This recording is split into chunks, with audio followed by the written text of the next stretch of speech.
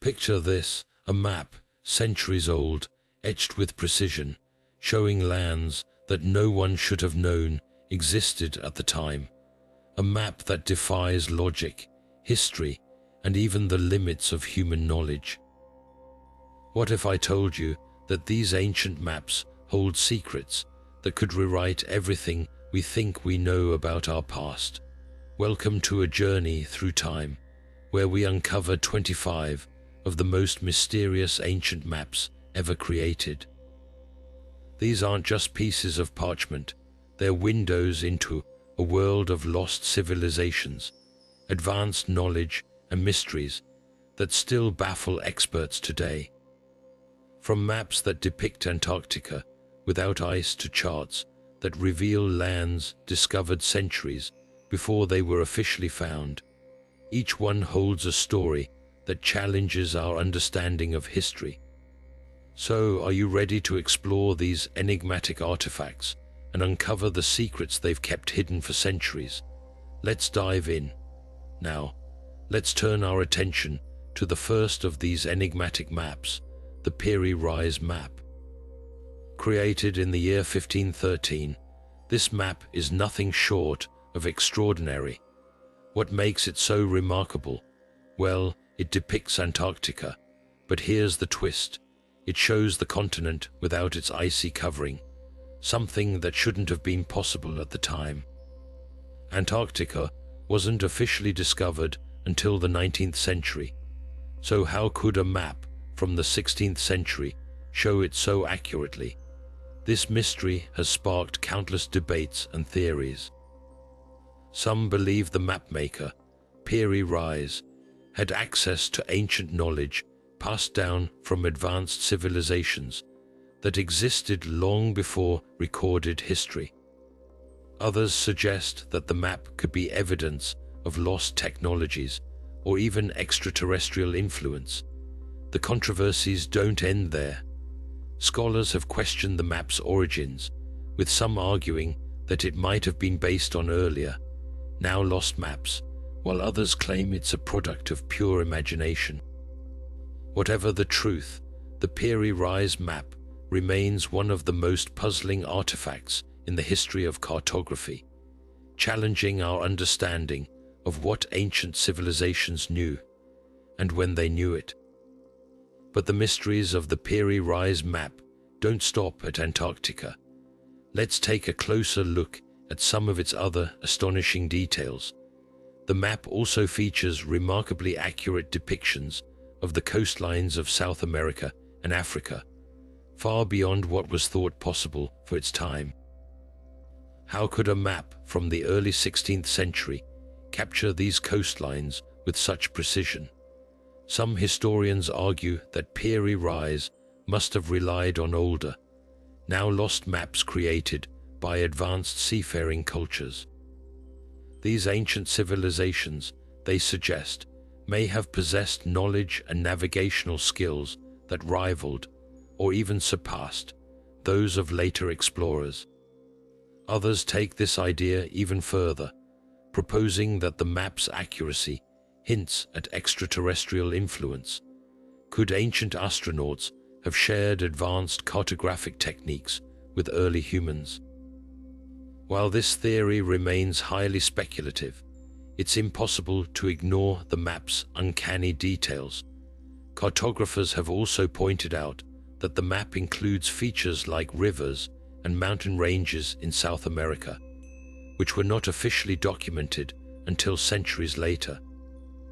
This has led some to believe that the Piri Reis Map is a compilation of knowledge from multiple sources, some of which may have been lost to history.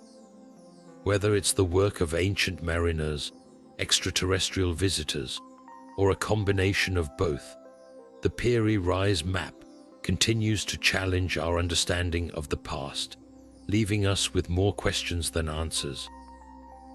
Now let's turn our attention to another map that has sparked intense debate and fascination, the Vinland Map.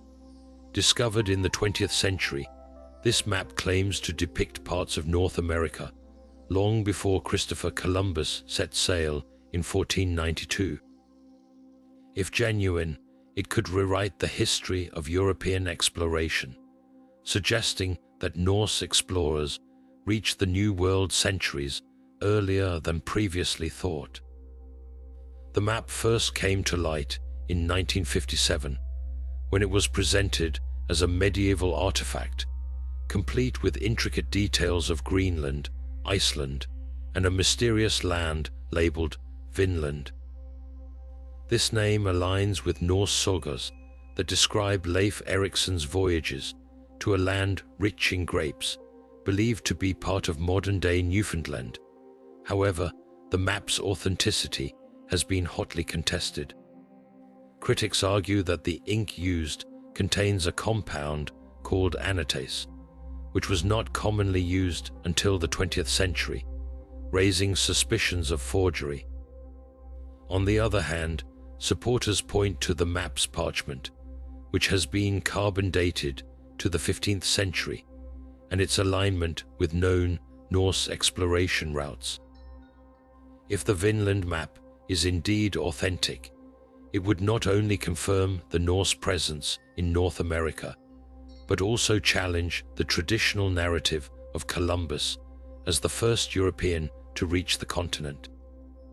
This ongoing debate keeps the Vinland map at the center of historical intrigue, leaving us to wonder whether it's a genuine medieval treasure or an elaborate hoax. Either way, its existence forces us to reconsider what we know about the age of exploration. Now, let's dig deeper into the scientific scrutiny surrounding the Vinland map, where the battle between authenticity and forgery unfolds. One of the most compelling pieces of evidence against the map's legitimacy lies in its ink. Researchers discovered that the ink contains a compound called anatase, a form of titanium dioxide. While anatase is commonly used in modern inks, it was virtually unknown in medieval times. This discovery has led many experts to argue that the map is a 20th century forgery, cleverly designed to mimic a medieval artifact. However, supporters of the map's authenticity counter this claim by pointing out that anatase can occur naturally, and its presence doesn't necessarily rule out a medieval origin. They also highlight the parchment itself, which has been carbon dated to the 15th century, aligning with the time period when Norse explorers were active. This raises the question: could the map be a genuine medieval document with ink that was contaminated or altered over time? Adding to the intrigue, the map's depiction of Greenland and Iceland matches known Norse exploration routes, lending credibility to its historical context. If the Vinland map is proven real, it would not only validate the Norse presence in North America, but also challenge the Eurocentric narrative of exploration, placing Viking voyages at the forefront of transatlantic discovery. The cultural and historical implications are profound, as it would rewrite textbooks and reshape our understanding of early global connections. Yet, until definitive proof emerges, the Vinland map remains a tantalizing enigma, caught between the realms of history and mystery. As we continue to unravel its secrets, one thing is certain: this map forces us to question the boundaries of what we think we know about the past. Shifting our focus to another remarkable artifact, we now turn to the Cantino Planisphere, a map that offers a fascinating glimpse into the age of discovery. Created in 1502, this map is a testament to the daring spirit of Portuguese explorers who ventured into uncharted waters. What makes the Cantino Planisphere particularly intriguing is its depiction of Brazil, a landmass that had only recently been encountered by Europeans.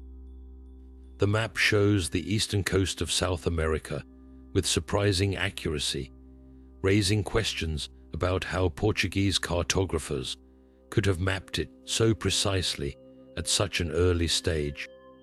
Equally impressive is its detailed portrayal of the African coastline, which reflects the extensive voyages undertaken by Portuguese navigators like Vasco da Gama. These explorers were not only seeking new trade routes, but also gathering invaluable geographic knowledge that would shape the future of global exploration. The Cantino Planisphere is more than just a map. It's a window into a time when the world was being redrawn, piece by piece. Its accuracy suggests that the Portuguese had access to advanced navigational techniques, or perhaps even secret knowledge passed down from earlier seafaring cultures. Some theorists speculate that the map's creators may have relied on information from indigenous peoples or even earlier, now lost maps. Others suggest that the precision of the Cantino Planisphere hints at a deeper understanding of the Earth's geography than previously thought possible for its time. As we examine this map, we're left to wonder, what other secrets might it hold about the early days of global exploration? The Cantino Planisphere not only captures the spirit of an era, but also challenges us to reconsider the limits of human knowledge and ingenuity. With its blend of artistry and accuracy, this map remains a cornerstone in the history of cartography, inviting us to explore the mysteries of a world that was still being discovered. Now let's delve deeper into the Cantino Planisphere and uncover some of its most intriguing secrets. Beyond its stunning accuracy, this map is adorned with hidden symbols and cryptic annotations that have puzzled historians for centuries. Some researchers believe these markings could point to lost civilizations or advanced knowledge that predates the age of discovery. For instance, certain symbols near the depiction of Brazil and Africa seem to hint at ancient trade routes or even mythical lands that were once thought to exist.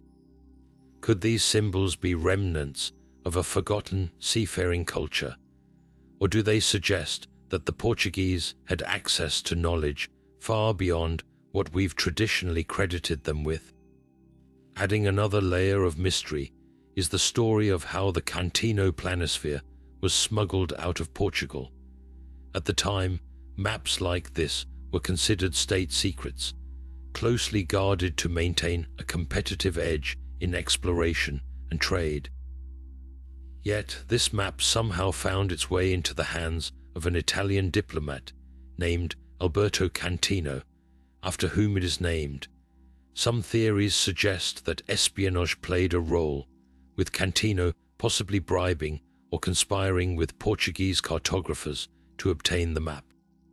This act of smuggling not only highlights the map's immense value, but also raises questions about the lengths people were willing to go to possess such knowledge.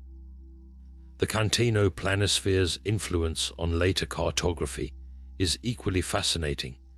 Its detailed depictions of coastlines and trade routes served as a blueprint for future maps, shaping how Europeans viewed the world for decades to come. Some scholars argue that it even inspired the work of renowned cartographers like Gerardus Mercator, whose maps would later become the standard for navigation. The Cantino Planisphere didn't just document the world as it was known, it helped define the direction of exploration and discovery for generations.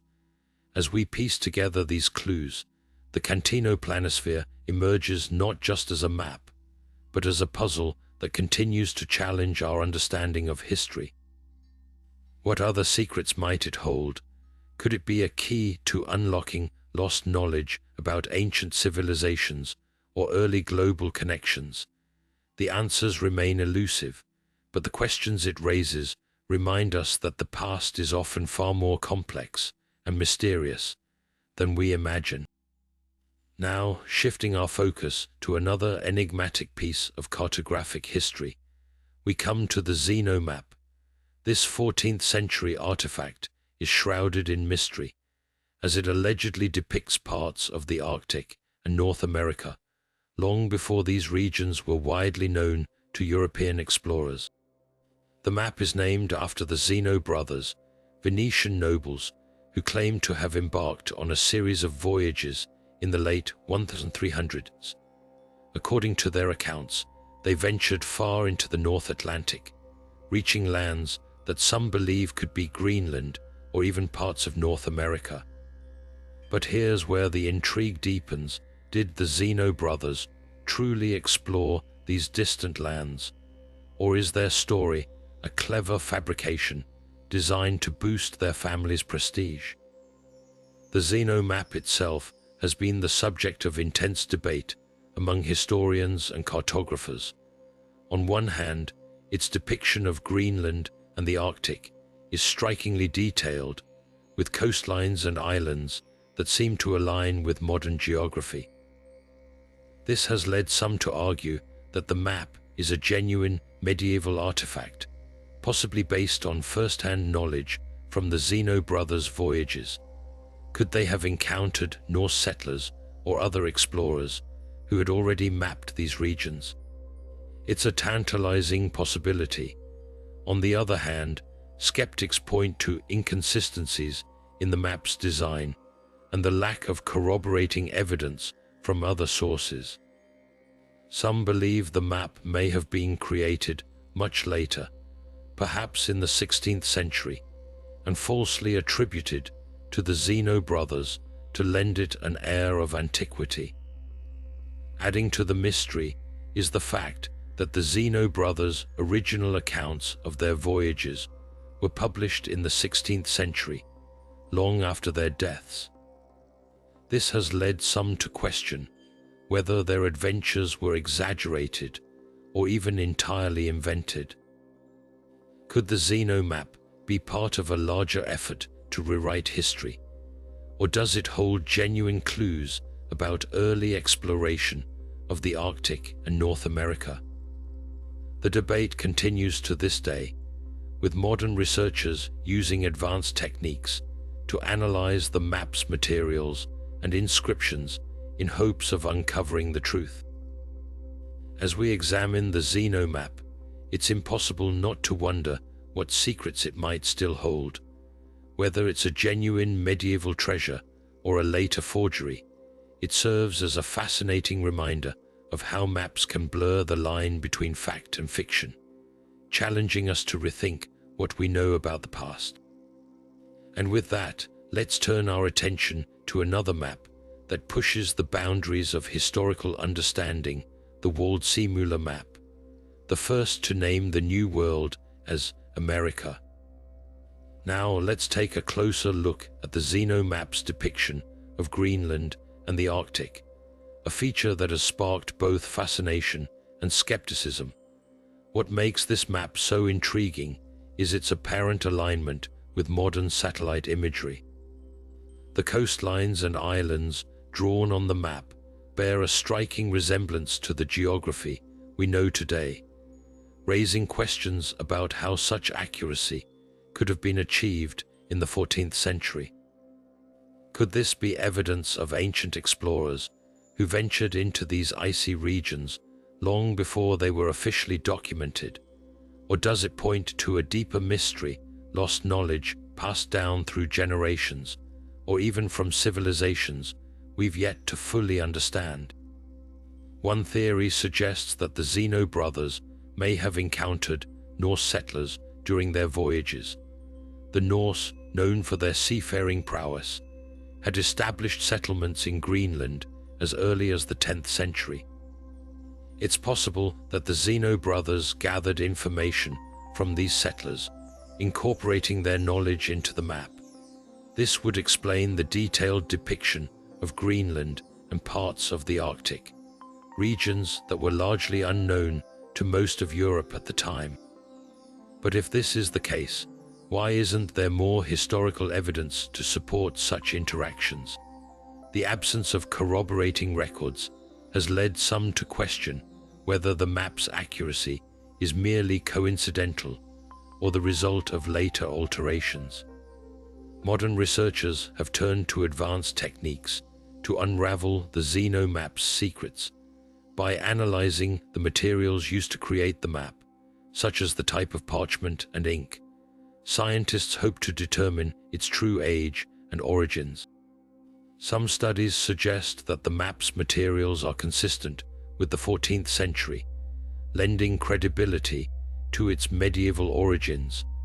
However, others argue that the map's design and annotations show signs of later influences, possibly from the 16th century. This ongoing debate highlights the challenges of verifying ancient artifacts, especially when they exist in a gray area between history and legend. Adding to the intrigue are the map's annotations, which describe fantastical creatures and mythical lands alongside real-world locations. These elements have led some to speculate that the Zeno map was not just a navigational tool, but also a work of art, blending fact with fiction to capture the imagination of its audience. Could these embellishments have been added to enhance the map's appeal, or do they hint at a deeper, symbolic meaning?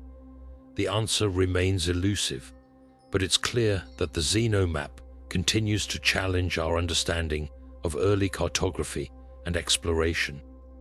As we piece together the puzzle of the Zeno map, one thing is certain: it serves as a testament to humanity's enduring curiosity about the unknown.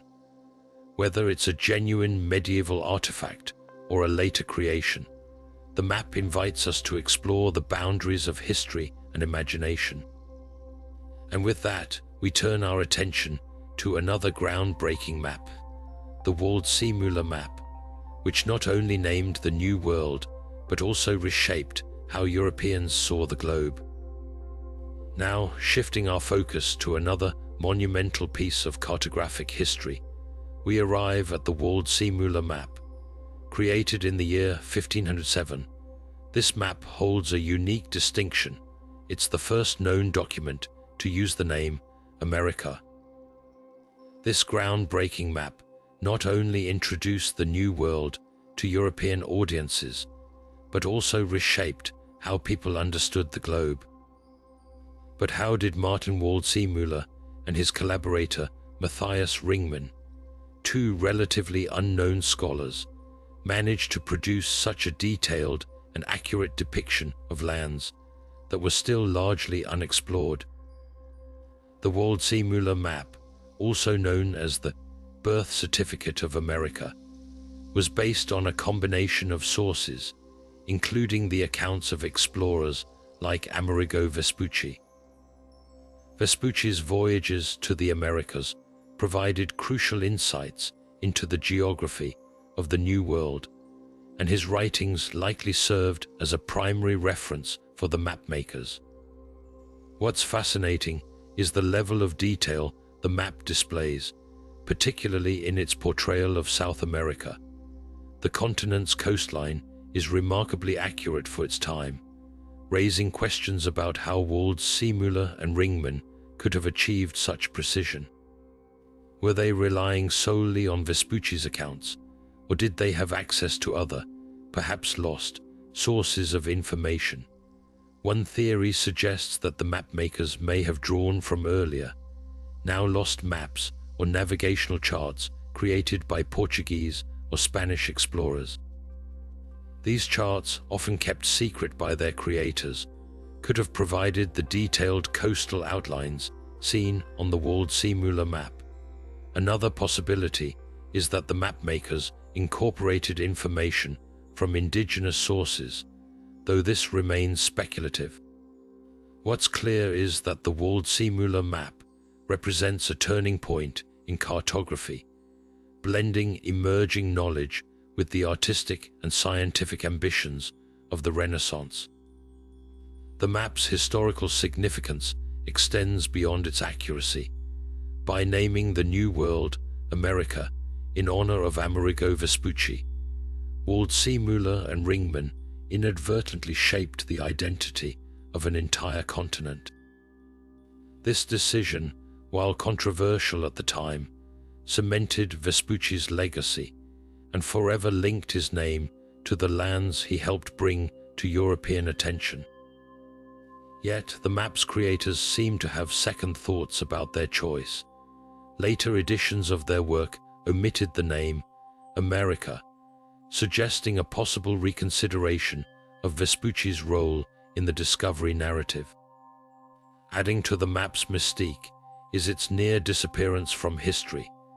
For centuries, the walled Seemüller map was lost, only to be rediscovered in the early 20th century in a German castle. Its survival is nothing short of miraculous, and its rediscovery has allowed modern scholars to study this pivotal artifact in detail. Today, the map is housed in the Library of Congress, where it continues to captivate historians and cartographers alike. As we reflect on the walled Seemüller map, it's impossible not to marvel at its blend of artistry, science, and ambition. It stands as a testament to the power of exploration and the human desire to chart the unknown.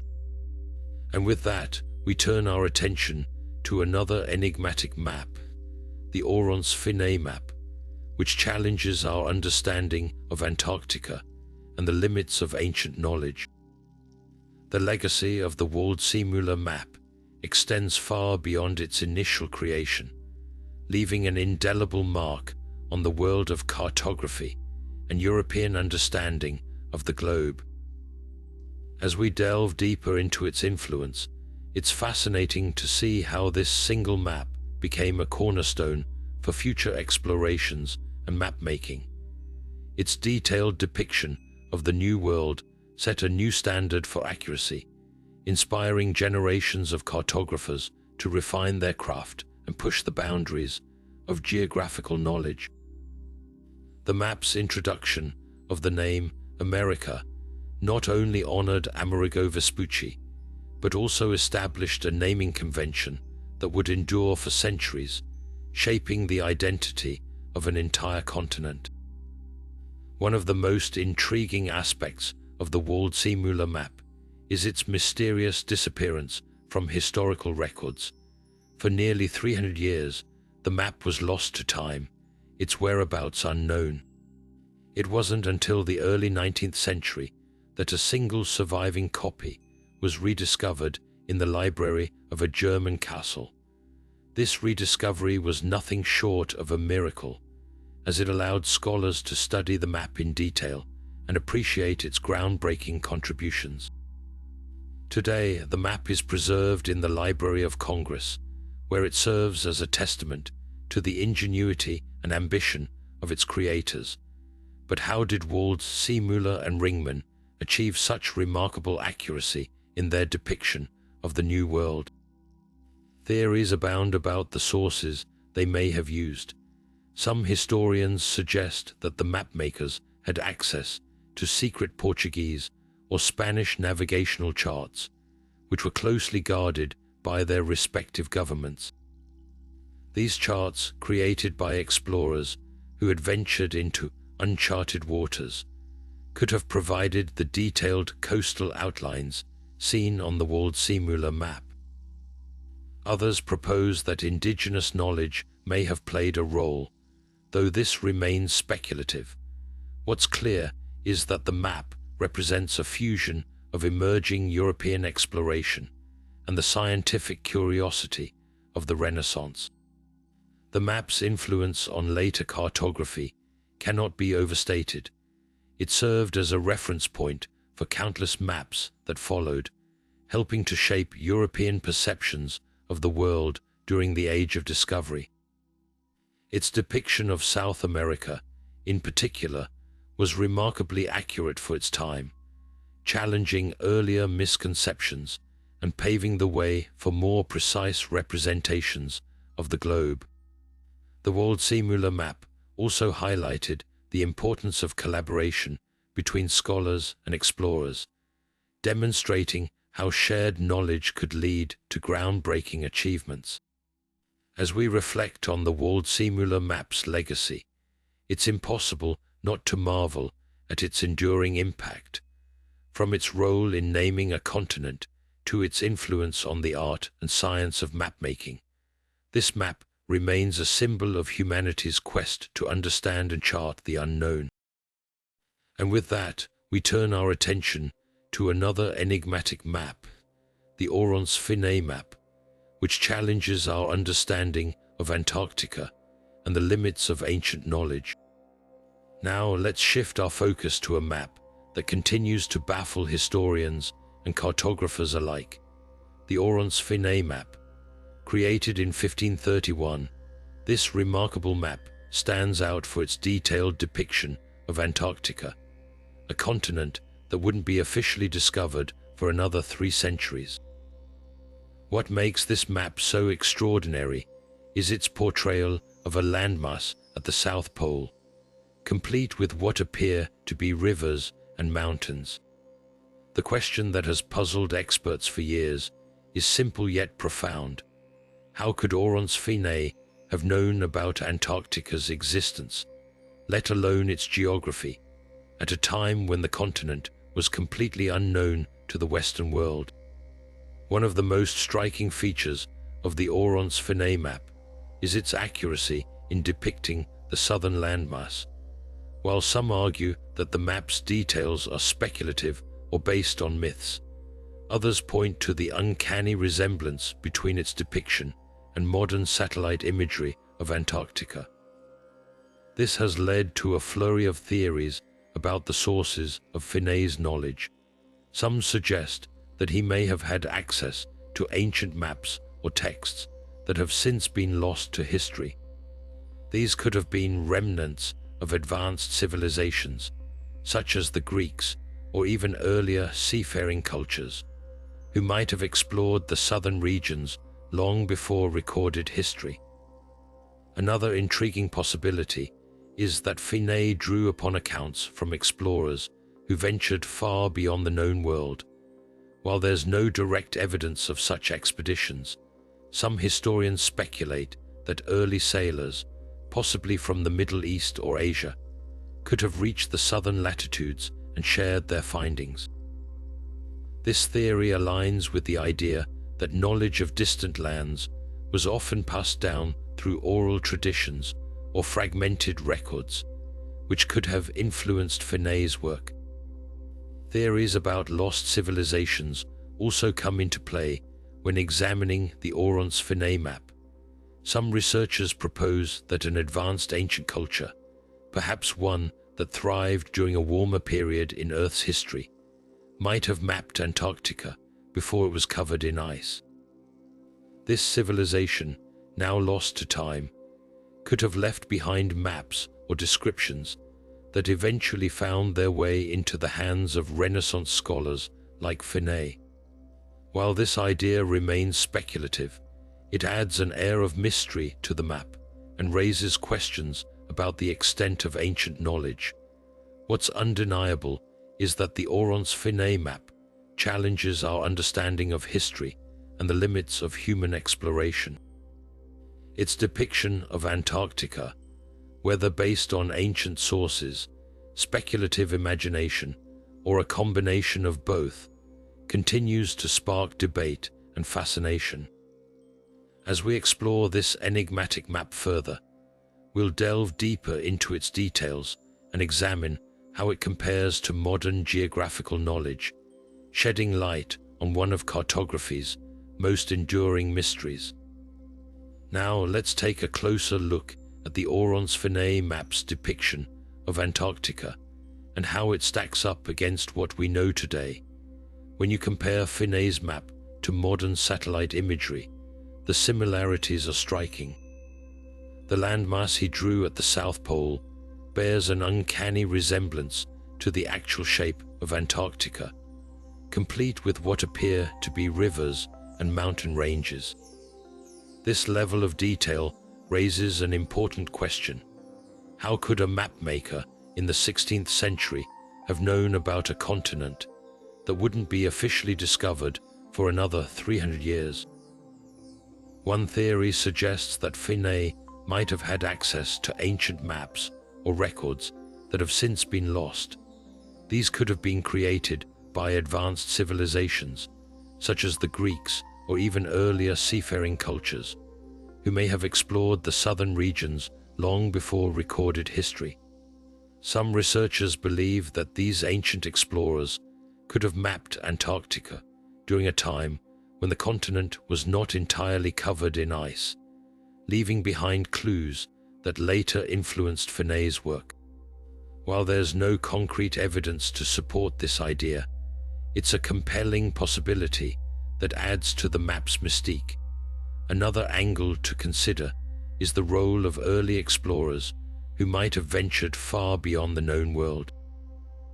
While there's no direct proof of such expeditions, some historians speculate that sailors from the Middle East or Asia could have reached the southern latitudes and shared their findings.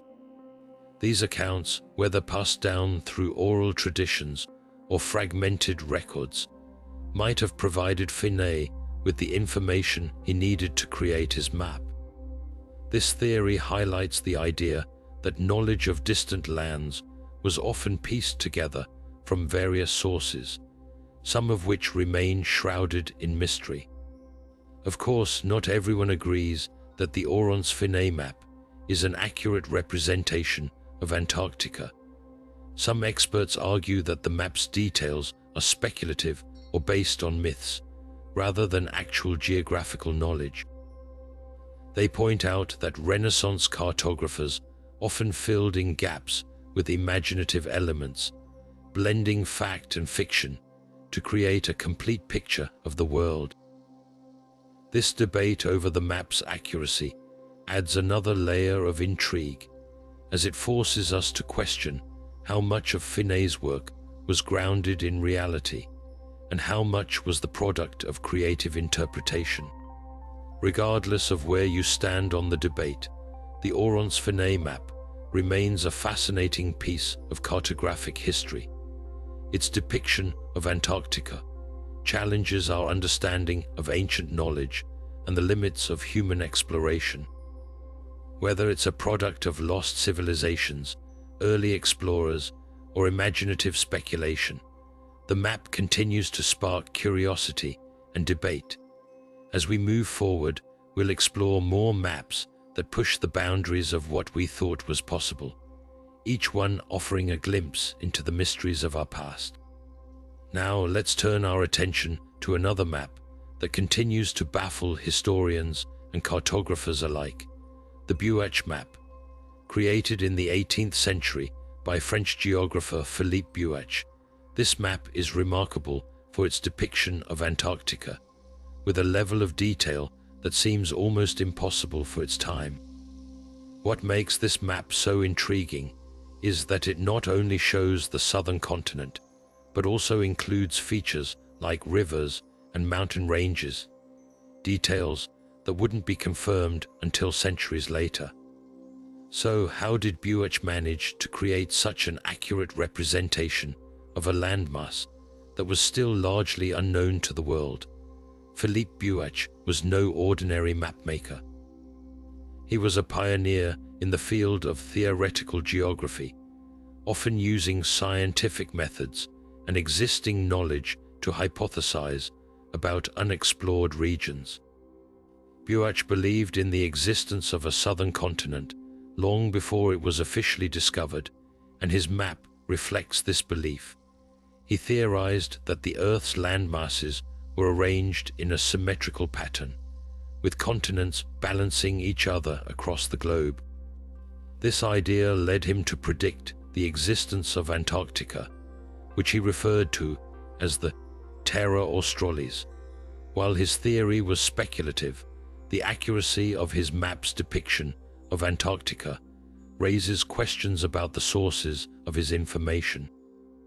One possibility is that Buach had access to ancient maps or records that have since been lost. Some researchers suggest that these documents could have been created by earlier civilizations or explorers who ventured into the southern latitudes. For example, there are theories that ancient seafarers, such as the Polynesians or even earlier European explorers, might have reached Antarctica and recorded their findings. These records, if they existed, could have been passed down through generations and eventually influenced Buach's work. While there's no direct evidence to support this, it's a tantalizing idea that adds to the map's mystery. Another angle to consider is the role of scientific deduction.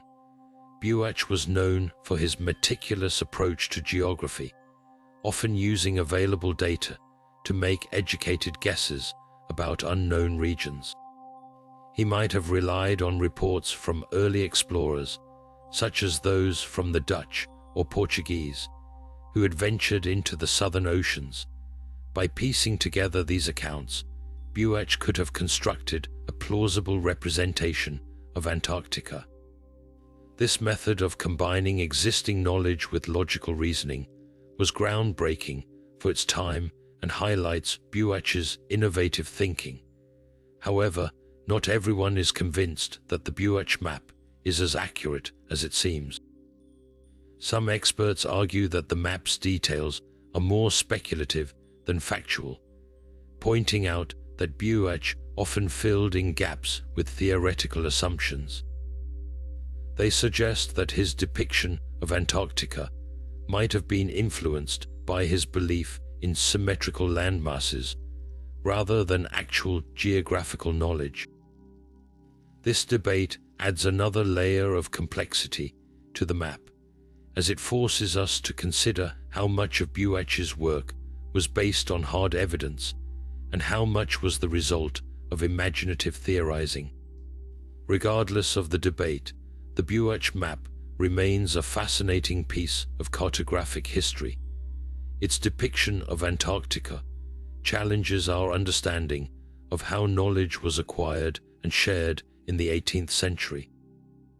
Whether it's a product of lost records, scientific deduction, or creative speculation, the map continues to spark curiosity and debate. As we move forward, we'll explore more maps that push the boundaries of what we thought was possible, each one offering a glimpse into the mysteries of our past. Now, let's take a closer look at the Buach map's most striking features, its depiction of rivers and mountain ranges in Antarctica. These details are particularly puzzling because they align surprisingly well with modern satellite imagery, despite being drawn centuries before the continent was officially explored. How could Philippe Buach have known about these geographical features?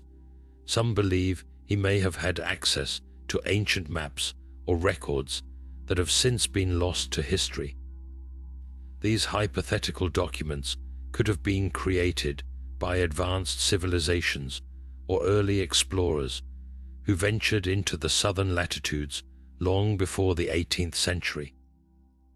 One theory suggests that ancient seafaring cultures, such as the Polynesians or even earlier European explorers, might have reached Antarctica and documented its terrain. If such records existed, they could have been passed down through generations, eventually making their way into Buach's hands. While there's no concrete evidence to prove this, the idea is compelling and adds to the map's enigmatic nature. Another possibility is that Buach relied on fragmented accounts from early explorers who had sailed close to the southern continent. By combining these reports with his own scientific theories, he might have pieced together a surprisingly accurate representation of Antarctica. Modern researchers have also attempted to explain the Buach map's accuracy. Some argue that Buach's depiction of Antarctica could have been influenced by natural phenomena, such as glacial movements or ancient climate patterns, which might have revealed parts of the continent's geography. Others suggest that Buach's work was a combination of educated guesswork and creative interpretation, rather than direct knowledge of the landmass. For instance, his belief in the symmetrical arrangement of Earth's continents might have led him to speculate about Antarctica's features based on what was known about other landmasses. Despite these theories, The Vinland Map continues to challenge our understanding of historical cartography. Its detailed portrayal of Antarctica raises questions about the sources of knowledge available to mapmakers in the 18th century. Whether it was influenced by lost records, scientific deduction, or imaginative theorizing, the map remains a testament to the ingenuity and curiosity of its creator. As we move forward, we'll explore more maps that defy conventional explanations, each one offering a unique window into the mysteries of our past. Now, shifting our focus to another remarkable piece of cartographic history, we come to the Tabula Rogeriana, a map that stands as a testament to the sophistication of medieval geography. Created in the 12th century by the Arab geographer al-Idrisi, this map is often hailed as one of the most advanced representations of the world from its time. Unlike many medieval maps that were steeped in myth and religious symbolism, the Tabula Rogeriana presents a surprisingly accurate depiction of Europe, Africa, and Asia, showcasing the interconnectedness of these regions long before the age of exploration. What makes this map truly extraordinary is its level of detail and precision. Al-Idrisi's work includes accurate coastlines, major rivers, and even mountain ranges, reflecting a deep understanding of the world's geography. For instance, the Nile River is depicted with remarkable clarity, and the Indian Ocean is shown as a vast expanse connecting Africa and Asia. This level of accuracy was unprecedented for its time and raises intriguing questions about how al-Idrisi gathered such detailed information. Some historians believe he relied on a combination of ancient texts, first-hand accounts from travelers, and his own extensive travels across the Islamic world. Others suggest that he may have had access to lost knowledge from earlier civilizations, which allowed him to compile such a comprehensive map.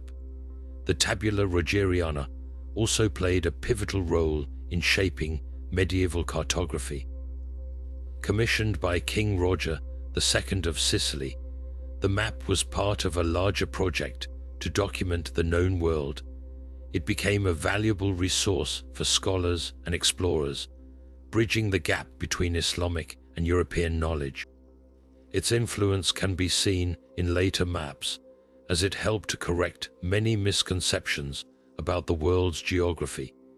Yet, despite its groundbreaking nature, the map remains shrouded in mystery. How did al-Idrisi achieve such accuracy? Were his sources based on ancient records, or did he rely on the collective knowledge of traders and explorers who traversed the Silk Road and other trade routes? These questions continue to intrigue historians and cartographers alike. As we delve deeper into the Tabula Rogeriana, we'll uncover more about its hidden secrets and the legacy it left behind. This map not only challenges our understanding of medieval geography, but also serves as a reminder of the incredible advancements made by scholars like al-Idrisi, whose work laid the foundation for future explorations. Next, we'll explore another map that pushes the boundaries of what we thought was possible in ancient cartography, turning our attention to the finer details of the Tabula Rogeriana. We find even more evidence of its astonishing accuracy. One of the most striking features is its depiction of the Nile River, which is rendered with a level of detail that rivals modern maps. The river's course, from its origins in the African interior to its delta in the Mediterranean, is meticulously charted. This raises an intriguing question.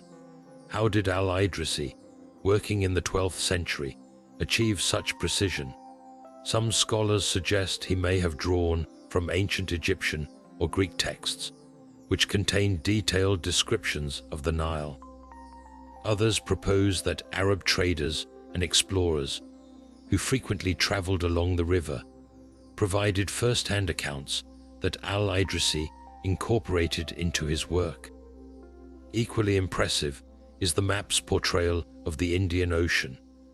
Unlike many medieval maps that depicted this vast body of water as a mysterious and uncharted expanse, the Tabula Rogeriana shows it as a well-defined region connecting Africa and Asia.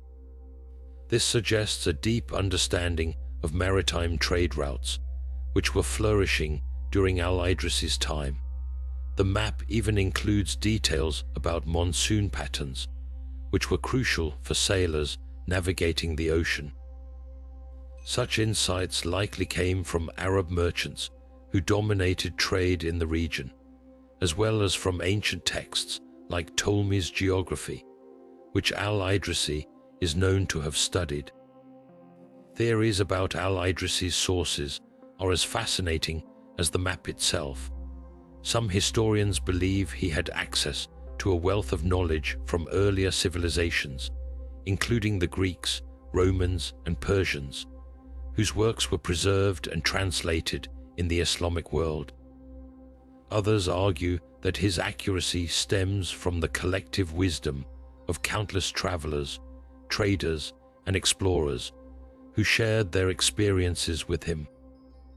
It's also possible that al-Idrisi himself undertook journeys to gather first-hand information, though evidence of this remains scarce. What is clear, however, is that his map represents a synthesis of knowledge from across the known world, blending ancient wisdom with contemporary insights. The Tabula Rogeriana's influence on later European cartography cannot be overstated. When it was introduced to Europe, it challenged many prevailing misconceptions about the world's geography. For instance, it corrected the belief that the Indian Ocean was landlocked, a notion that had persisted since ancient times. The map also provided a more accurate understanding of Africa's shape and size, which would later prove invaluable during the age of exploration. European cartographers, inspired by al-Idrisi's work, began to adopt a more scientific approach to map-making, laying the groundwork for the detailed and accurate maps we use today. As we reflect on the Tabula Rogeriana's secrets, it becomes clear that this map is more than just a historical artifact. It's a testament to the power of knowledge and collaboration. By drawing on diverse sources and perspectives, al-Idrisi created a map that not only advanced the science of cartography, but also bridged cultures and continents. Next, we'll explore another map that continues to challenge our understanding of the ancient world, revealing even more about the mysteries of early exploration and discovery. Now, let's journey to the 15th century and uncover the mysteries of the From Moro map, a groundbreaking work that defied the conventions of medieval geography. Created by the Venetian monk From Moro, this map is a fascinating blend of scientific accuracy and imaginative storytelling. Unlike many maps of its time, which were often rooted in religious symbolism, the From Moro map presents a more realistic depiction of the world, particularly Africa and Asia. Its detailed portrayal of these continents was revolutionary, offering a glimpse into lands that were still largely unknown to Europeans. One of the most striking features of the From Moro map is its depiction of Africa. While earlier maps often portrayed the continent as a vague and mysterious landmass, From Moro's work shows it with remarkable precision. The map includes detailed coastlines, rivers, and even mountain ranges, suggesting that From Moro had access to a wealth of information from travelers and traders. Some scholars believe he may have drawn from accounts of Arab merchants who had extensive knowledge of Africa's geography. Others suggest that he consulted ancient texts, such as those by Ptolemy, which were being rediscovered during the Renaissance. Whatever his sources, Fra Mauri's map marked a significant step forward in the understanding of Africa's true shape and size. Equally intriguing is the map's portrayal of Asia. Fra Mauro included detailed descriptions of regions like India and China, which were rarely depicted with such accuracy in European maps of the time. He even incorporated information about the spice trade routes, which were of great economic importance during the 15th century. However, the map also includes elements of myth and legend, such as depictions of mythical creatures and fantastical lands. These additions reflect the blend of fact and fiction that characterized much of medieval cartography, as mapmakers often relied on travelers' tales and ancient myths to fill in the gaps in their knowledge. The Fra Mauro map's circular design is another feature that sets it apart. Unlike the traditional TO maps, which divided the world into 3 continents surrounded by a circular ocean, Fra Mauro's map presents a more dynamic and interconnected view of the world.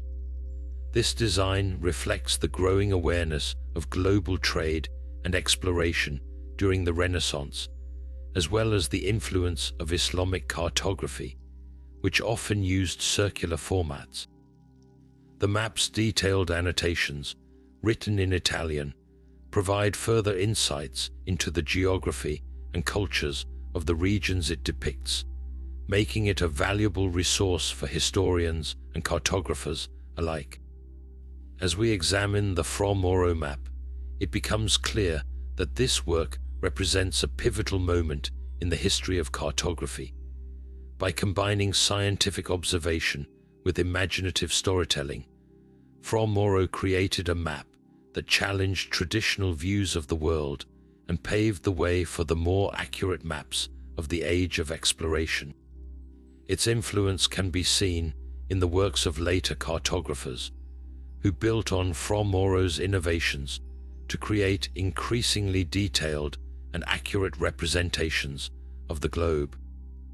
Next, we'll turn our attention to another map that continues to captivate historians and enthusiasts alike, offering new insights into the mysteries of ancient exploration. Now, let's delve deeper into the mysteries of the Fra Mauro map, focusing on its unique features and the debates surrounding its creation. One of the most striking aspects of this map is its circular design, which breaks away from the traditional TO form commonly used in medieval cartography. Instead of dividing the world into 3 continents surrounded by a circular ocean, Fra Mauro's map presents a more interconnected and dynamic view of the globe. This design reflects the growing influence of Islamic cartography, which often employed circular formats, as well as the increasing awareness of global trade and exploration during the Renaissance. The map's detailed annotations, written in Italian, add another layer of intrigue. These notes provide valuable insights into the geography, cultures, and even the myths of the regions depicted. For example, Fra Mauro includes descriptions of the spice trade routes in Asia, highlighting their economic importance at the time. He also incorporates tales of mythical creatures and fantastical lands, blending factual information with imaginative storytelling. This combination of science and myth was typical of medieval mapmaking, as cartographers often relied on travelers' accounts and ancient texts to fill in the gaps in their knowledge. One of the most debated aspects of the Fra Mauro map is its sources of information. Some historians believe that Fra Mauro drew heavily from the travels of Marco Polo, whose detailed accounts of Asia provided a wealth of geographical knowledge. Others suggest that he consulted ancient texts, such as those by Ptolemy, which were being rediscovered during the Renaissance. There's also evidence that he may have relied on information from Arab merchants, who had extensive knowledge of Africa and Asia. These diverse sources likely contributed to the map's remarkable accuracy, particularly in its depiction of Africa's coastlines and mountain ranges. However, the map's accuracy has also been a subject of debate. While it offers a more realistic portrayal of the world compared to earlier medieval maps, some of its details remain speculative or incorrect.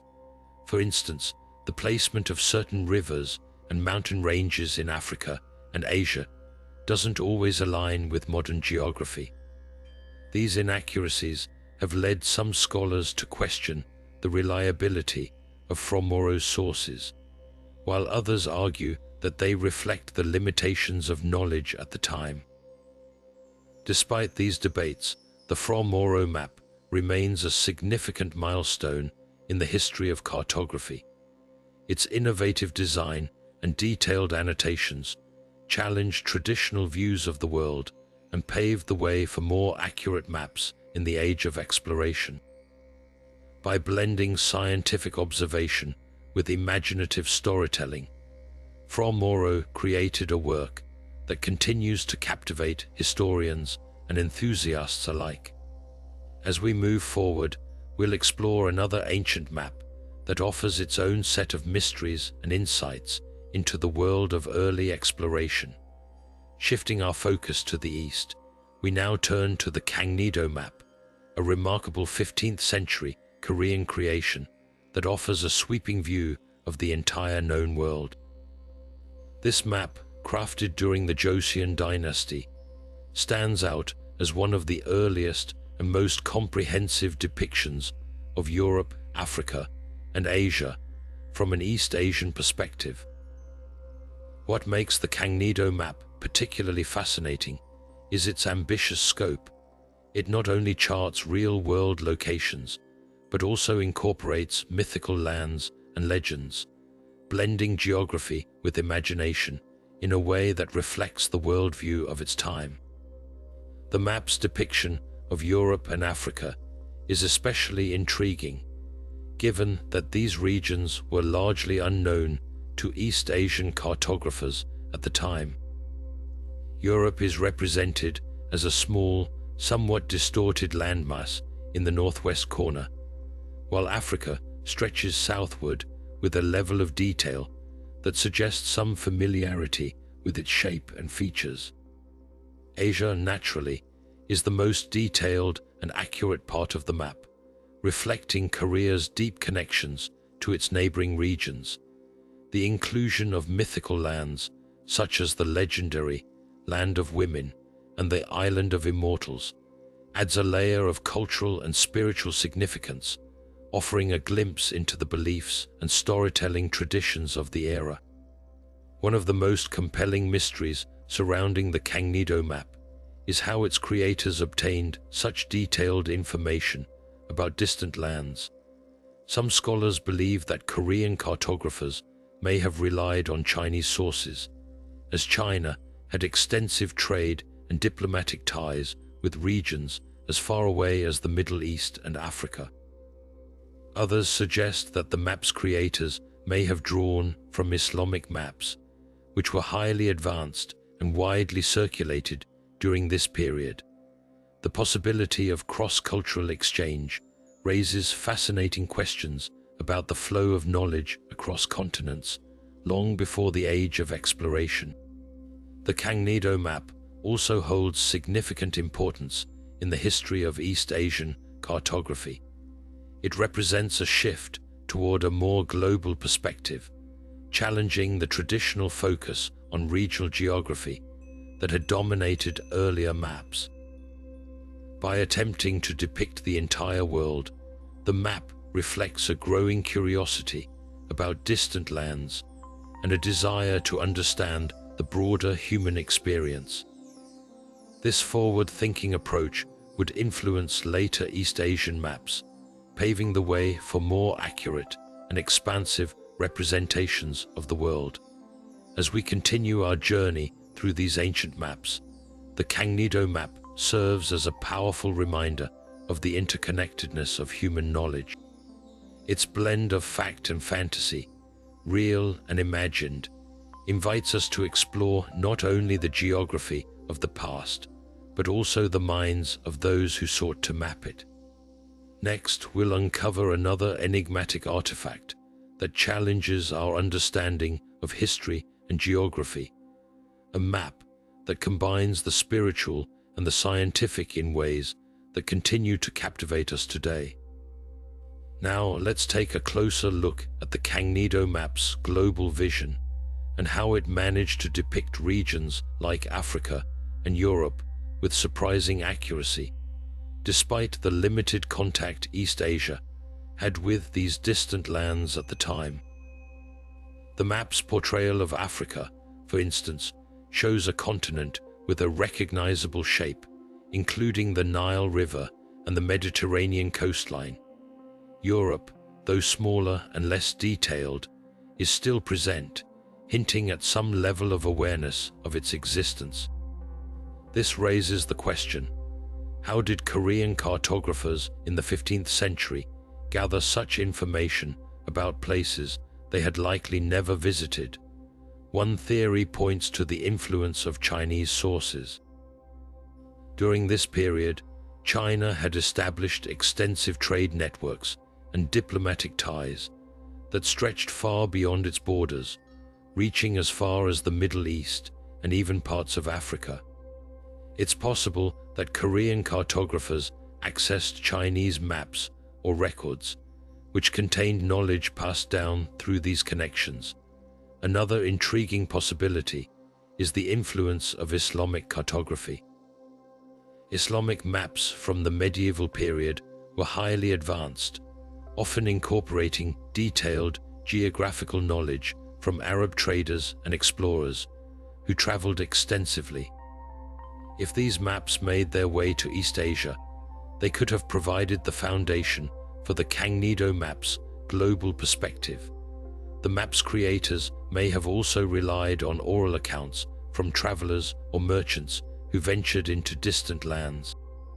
These stories, though sometimes embellished, could have offered valuable insights into the geography and cultures of faraway regions.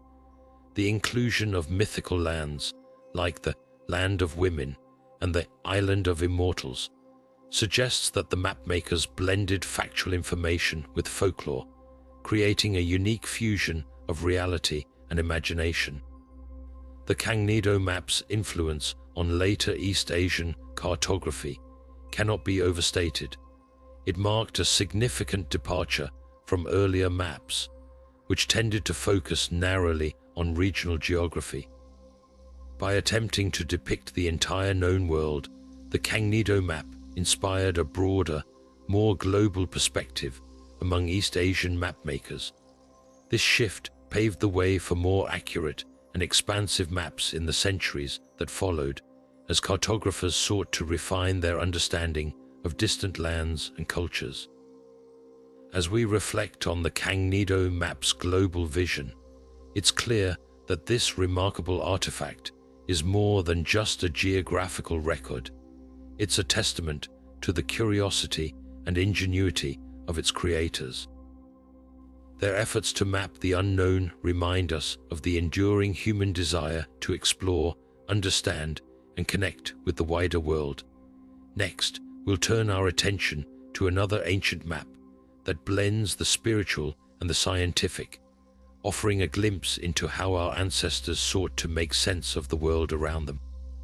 Now let's journey into the world of the Hereford Mappa Mundi, a fascinating 13th century map that stands as one of the most unique and enigmatic artifacts of medieval cartography. Unlike many other maps of its time, the Hereford Mappa Mundi doesn't just depict geography. It weaves together a rich tapestry of religious symbolism, biblical stories, and real-world locations, creating a vivid snapshot of how medieval Christians understood the world around them. At first glance, the the map's circular design is striking, with Jerusalem placed at its center. This wasn't just a random choice. It reflected the medieval Christian belief that Jerusalem was the spiritual and physical heart of the world. Radiating outward from this holy city are depictions of biblical events, from the Garden of Eden to the Tower of Babel, alongside real-world locations like Europe, Asia, and Africa.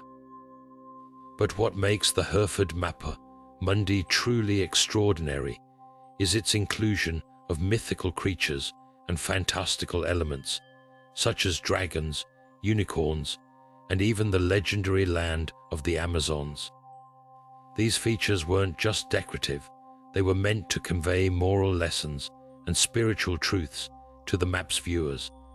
The map's creators also included detailed illustrations of biblical stories, such as Noah's Ark and the Exodus, as well as scenes from the life of Christ. These depictions served as visual aids for teaching the Christian faith, helping viewers connect the physical world with the spiritual realm. The Hereford Mapper Mundi wasn't just a tool for navigation, it was a tool for contemplation, designed to inspire awe and reflection in those who studied it. But how did the map's creators gather the knowledge to create such a detailed and symbolic representation of the world? One theory suggests that they drew from a variety of sources, including ancient texts, travelers' accounts, and even earlier maps. The map's blend of factual geography and religious imagery reflects the medieval worldview, where the physical and spiritual were deeply intertwined. It's also possible that the map's creators relied on oral traditions and local legends, which they incorporated into the map's design to create a richer, more layered narrative. The Hereford Mapper Mundi's role in medieval Christian thought cannot be overstated. It served as both a geographical guide and a spiritual map, offering viewers a way to navigate not just the physical world, but also their own faith. Its creation remains shrouded in mystery, with scholars still debating who exactly made it and why. Some believe it was created by a single, highly skilled artist, while others think it was the work of a team of monks or scholars. Regardless of its origins, the map stands as a testament to the creativity and devotion of its creators. As we explore the Hereford Mapper Mundi, we're reminded of how maps can be more than just tools for navigation. They can also be windows into the beliefs, values, and imaginations of the people who made them. Next, we'll delve into another ancient map that combines artistry with exploration, revealing how our ancestors sought to make sense of the world in their own unique way. Now, let's take a closer look at the Hereford Mapper Mundi's intricate symbolism, which transforms this medieval map into more than just a geographical tool. It becomes a visual sermon. One of the most striking features is its depiction of the Garden of Eden, placed at the very top of the map. This positioning wasn't arbitrary. It reflected the medieval belief that Eden was both a physical and spiritual starting point for humanity. The map shows the garden enclosed by a circular wall, with Adam and Eve standing at its center, surrounded by lush vegetation and the 4 rivers described in the Bible. This imagery wasn't just decorative, it served as a reminder of humanity's origins and the fall from grace, reinforcing the Christian narrative of sin and redemption. Equally fascinating is the map's portrayal of the Tower of Babel, depicted as a towering structure surrounded by figures speaking different languages. This scene wasn't just a nod to biblical history, it was a commentary on human ambition and the consequences of pride. By including the Tower of Babel, the map's creators emphasized the importance of humility and the dangers of defying divine will. These symbolic elements weren't meant to be taken literally. Instead, they were designed to provoke thought and encourage viewers to reflect on their own spiritual journey. But what was the purpose of such a richly symbolic map? Some scholars argue that the Hereford Mapper Mundi was primarily a tool for religious instruction.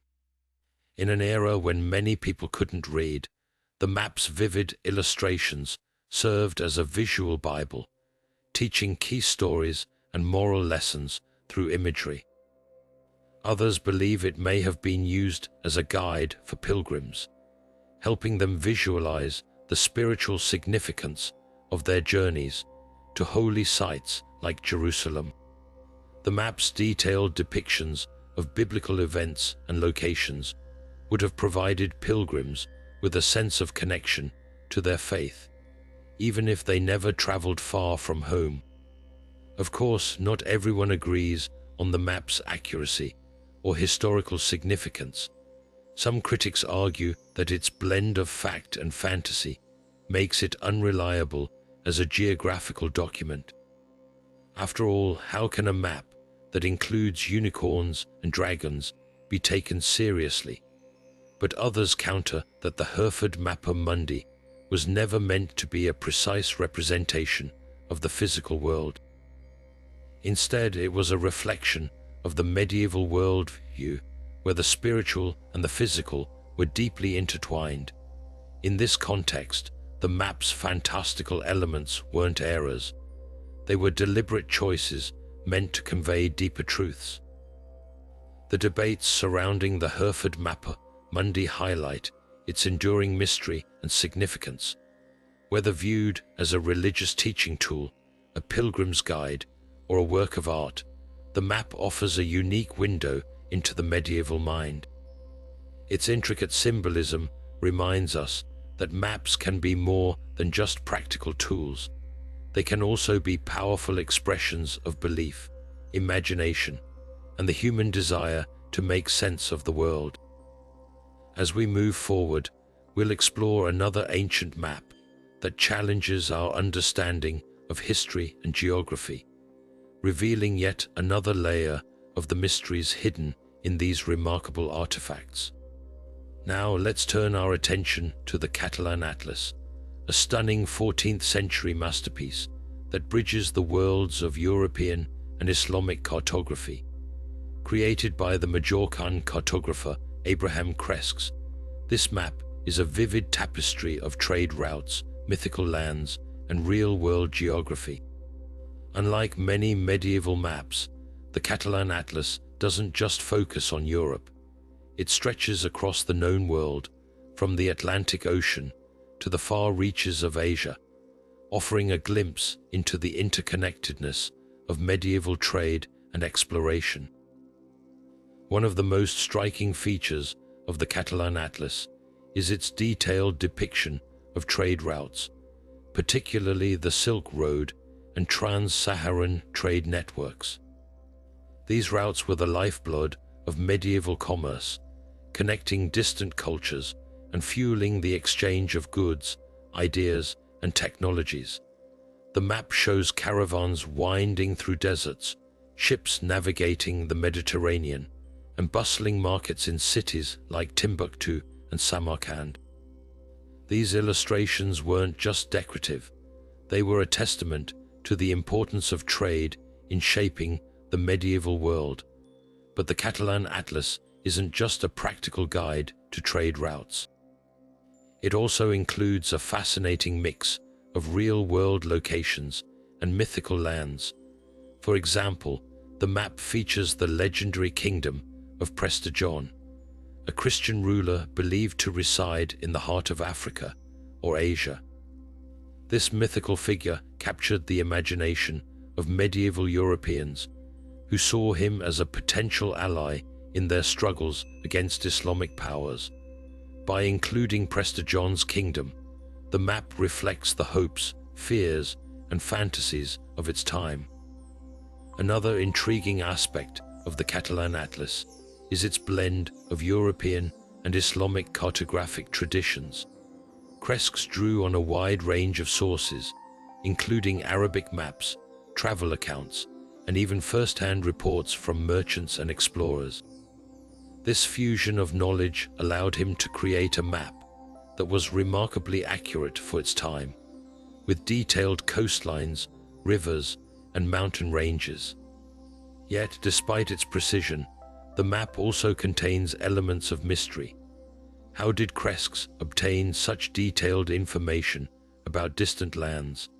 Some scholars believe he may have had access to secret maps or reports from Islamic scholars, while others suggest he relied on the accounts of Jewish traders who traveled extensively across the known world. The Catalan Atlas also played a significant role in medieval exploration. It was commissioned by the King of Aragon as a gift for the French royal family, and its detailed depictions of distant lands may have inspired future explorers to venture beyond the familiar confines of Europe. The map's inclusion of places like the Canary Islands and the Indian Ocean hints at the growing European interest in overseas exploration, foreshadowing the age of discovery that would follow.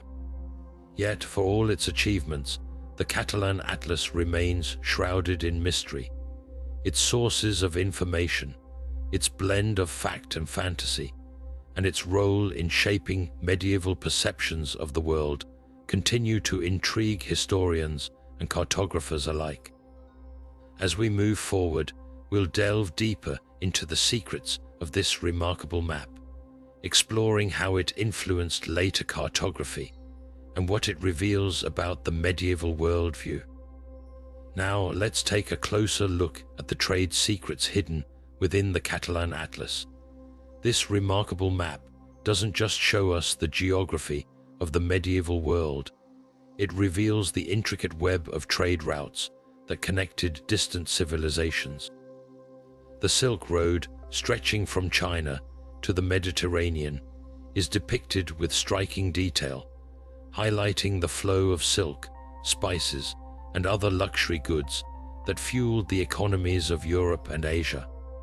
Equally fascinating is the map's portrayal of the trans-Saharan trade routes, where caravans carried gold, salt, and ivory across vast deserts to reach bustling markets in North Africa and beyond.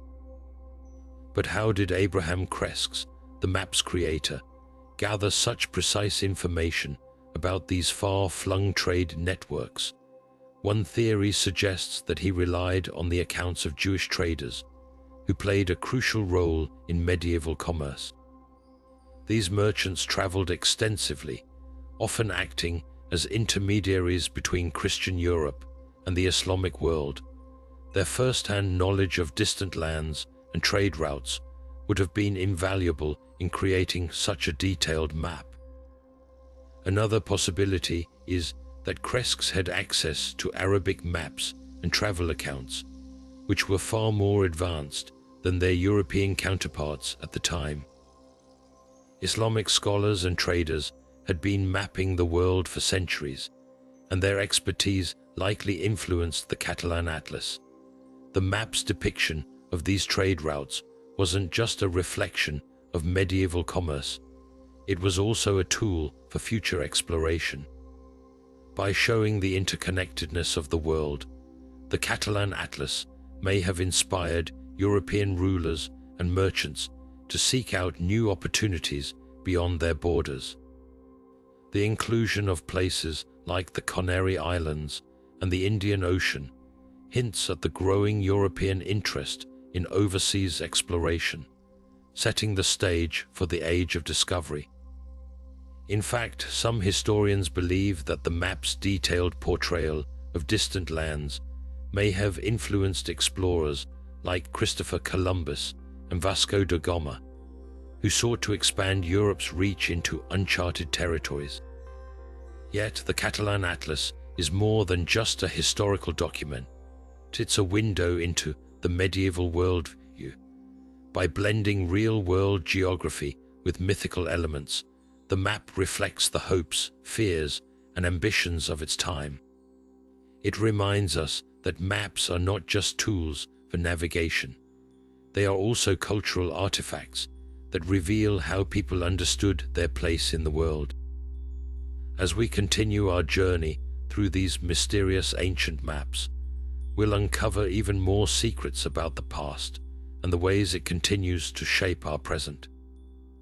Shifting our focus to another cornerstone of ancient cartography, we now turn to the Ptolemaic maps, a series of world maps based on the groundbreaking work of Claudius Ptolemy, an ancient Greek geographer who lived in the 2nd century.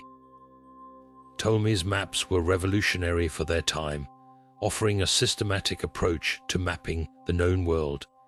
Using a grid system of latitude and longitude, he plotted the positions of cities, rivers, and mountains with remarkable precision, creating a framework that would influence mapmakers for centuries to come.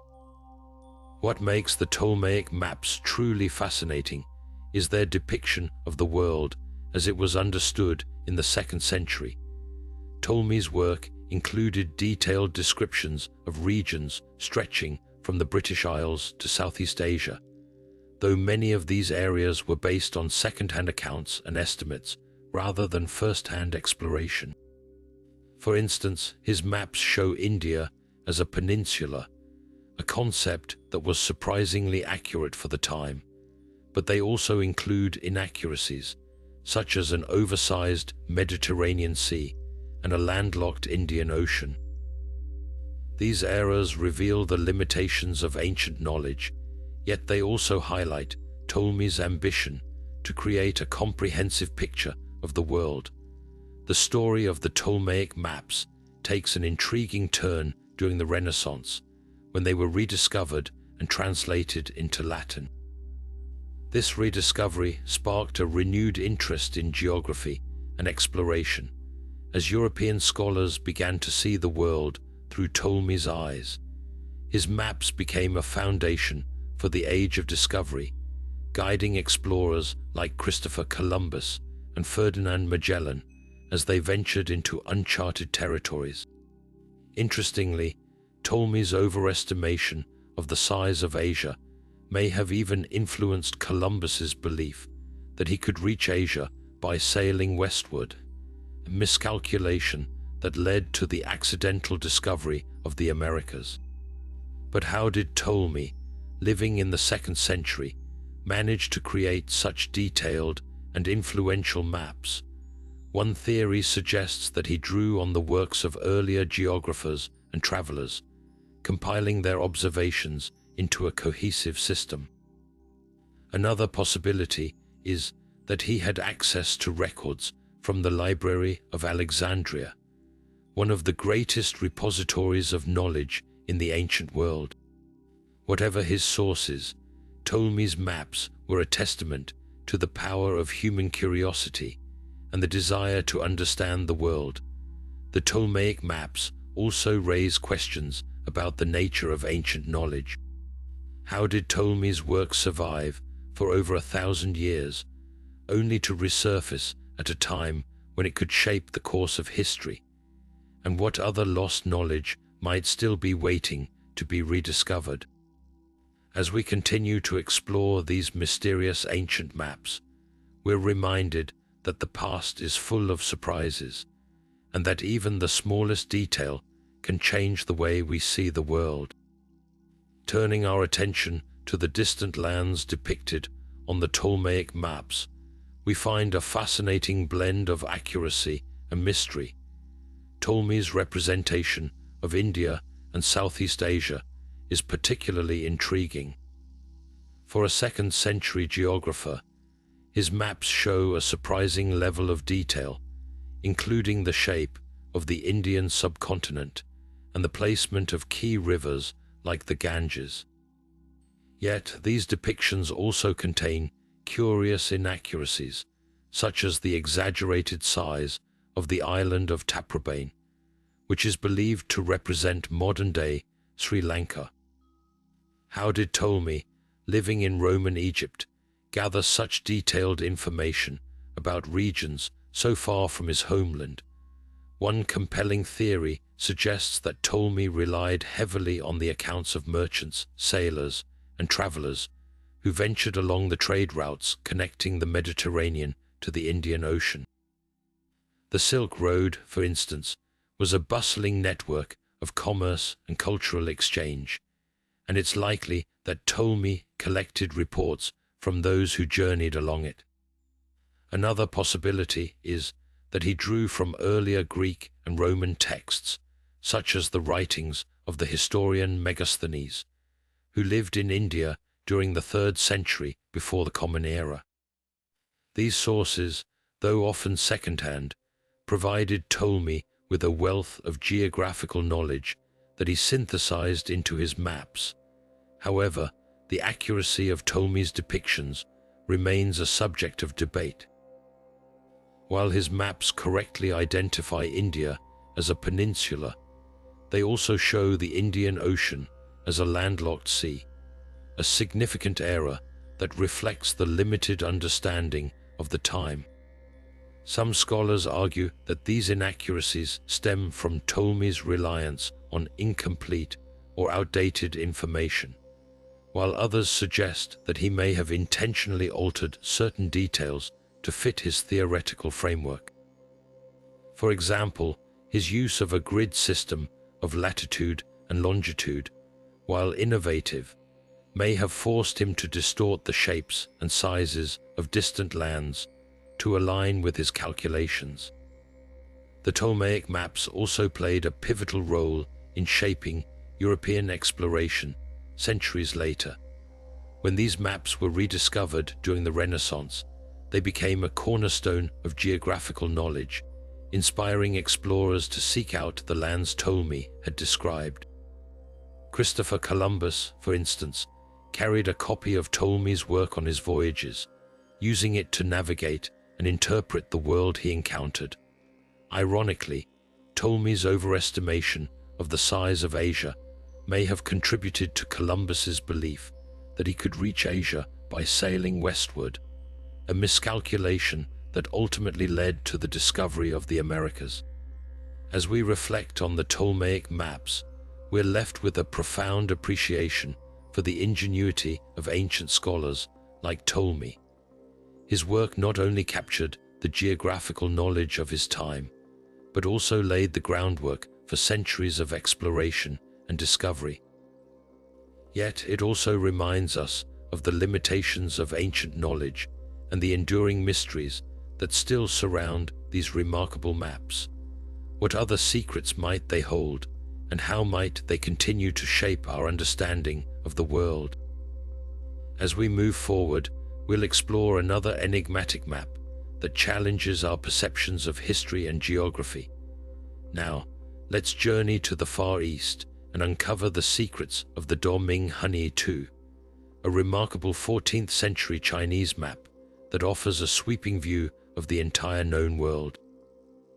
Created during the Ming Dynasty, this map is a stunning example of early Chinese cartography, blending geographical accuracy with elements of myth and legend.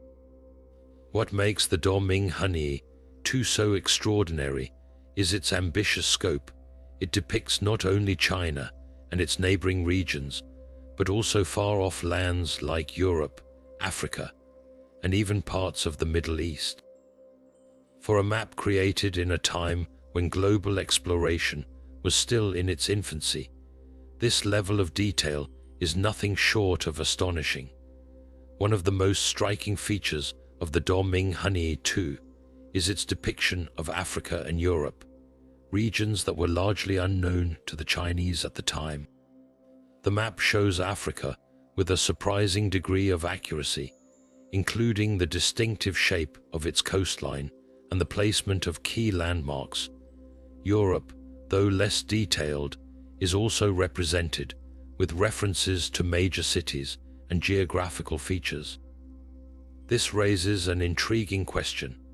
How did Chinese cartographers in the 14th century acquire such detailed knowledge of distant continents? Some historians believe that the map's creators may have drawn on information from Arab traders and explorers, who had extensive knowledge of these regions and maintained trade connections with China. Others suggest that the map's accuracy could be the result of earlier Chinese expeditions, such as those led by the famous Admiral Zheng He, who is said to have traveled as far as the eastern coast of Africa. But the Daming Hanyi too is more than just a geographical document. It's also a window into the cultural and spiritual world view of its time. Alongside its realistic depictions of the world, the map includes mythical lands and fantastical creatures, reflecting the blend of fact and folklore that characterized much of medieval cartography. For example, the map features the legendary Kunlun Mountains, a mythical paradise said to be the home of immortals, as well as references to the Land of Women, a fabled region where only females were said to reside. These elements remind us that, for the map's creators, the world was not just a physical space, but also a realm of imagination and wonder. The Daming Hanyi too also holds a significant place in the history of Chinese cartography.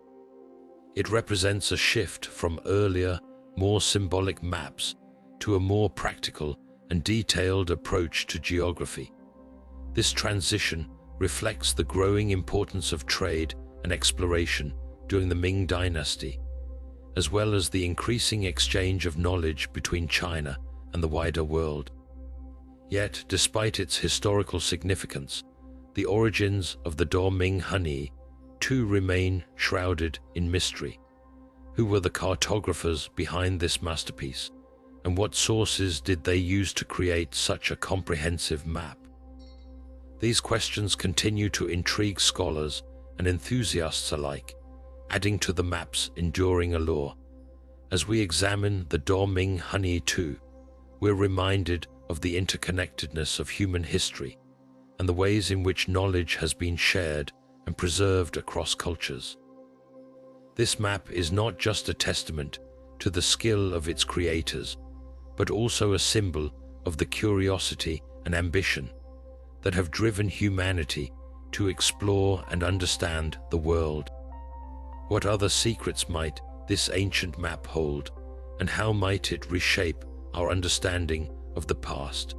As we continue our journey through the world of mysterious ancient maps, we'll uncover even more fascinating stories that challenge our perceptions of history and geography. Now let's take a closer look at the Daming Hanyi too's depiction of distant lands, particularly Africa and Europe, regions that were largely unfamiliar to the Chinese during the 14th century. The map's inclusion of these far-off territories is nothing short of remarkable, especially considering the limited global interaction at the time. Africa, for instance, is portrayed with a surprising level of detail, including its distinctive coastline and key geographical features. Europe, while less intricately mapped, still shows recognizable landmarks and cities, suggesting that the cartographers had access to some form of reliable information. This raises an intriguing question. How did Chinese mapmakers of the Ming Dynasty acquire such detailed knowledge of continents they had little direct contact with? One compelling theory points to the role of Arab traders and explorers who had extensive knowledge of Africa and Europe and maintained strong trade connections with China. These traders often carried maps, charts, and geographical texts, which could have been shared with Chinese scholars and cartographers. Another possibility is that the information came from earlier Chinese expeditions, such as those led by the legendary Admiral Zheng He, who is believed to have sailed as far as the eastern coast of Africa. These voyages, though primarily diplomatic and trade-focused, may have provided valuable geographical insights that were later incorporated into maps like the Daming Hanyi too. Some historians even suggest that the map's creators might have drawn on ancient texts or earlier maps that have since been lost to history, blending old knowledge with new discoveries. The Doming Honey II's influence extended far beyond its time, shaping the development of cartography in East Asia for centuries. Its detailed and expansive view of the world set a new standard for Chinese maps, inspiring later cartographers to adopt a more global perspective. The map's blend of geographical accuracy and cultural symbolism also influenced the way East Asian societies viewed their place in the world, fostering a sense of curiosity and connection to distant lands. In many ways, the Doming Honey II can be seen as a bridge between the ancient and the modern, a testament to the enduring human desire to explore and understand the world. As we reflect on the Doming Honey II's global reach, we're reminded of the power of maps to transcend borders and cultures, capturing not just the physical world, but also the imagination of those who create and use them. This ancient map challenges us to reconsider what we know about the exchange of knowledge in the medieval world and invites us to explore the mysteries that still surround its creation. What other secrets might lie hidden in its intricate details, waiting to be uncovered? As we move forward in our exploration of ancient maps, we'll continue to uncover stories that reveal the interconnectedness of human history and the timeless quest to map the unknown. As we reach the end of our journey through these 25 mysterious ancient maps, one thing becomes abundantly clear: these artifacts are far more than just geographical tools. They are windows into a world of lost knowledge, advanced civilizations, and historical enigmas that continue to captivate and challenge us. From the Piri Reis Map's depiction of an ice-free Antarctica to the Doming Honey II's astonishing global vision, each map tells a story of human curiosity, ingenuity, and the relentless pursuit of understanding our world. These maps remind us that history is not always as straightforward as it seems, and that the past holds secrets waiting to be uncovered. What ties these maps together is their ability to defy conventional explanations, sparking debates and inspiring theories that push the boundaries of what we know. Whether it's the possibility of ancient seafarers reaching distant continents, the influence of advanced civilizations, or the exchange of knowledge across cultures, these maps invite us to question the narratives we've been taught and explore the mysteries that lie just beyond the edges of our understanding. They challenge us to consider how much of our history remains hidden, waiting for the right clues to bring it to light. But the story doesn't end here. These maps are just the beginning of a much larger exploration into the mysteries of our past. What other secrets might be hidden in the archives of history, waiting for someone to piece them together? What could these ancient cartographers have known that we've yet to rediscover? The answers may lie in the details of these maps, or perhaps in the ones still waiting to be found. The journey to uncover these truths is ongoing, and it's one that we can all be a part of. If you've enjoyed this deep dive into the world of ancient maps, don't forget to share your thoughts in the comments below. Which map fascinated you the most? Do you have a theory about how these cartographers achieved such astonishing accuracy? Let's keep the conversation going. And if you're as intrigued by these mysteries as we are, make sure to subscribe and hit the notification bell so you never miss an exploration into the unknown. Together, we can continue to unravel the secrets of history, one map at a time. Thank you for joining us on this journey, and we'll see you in the next adventure.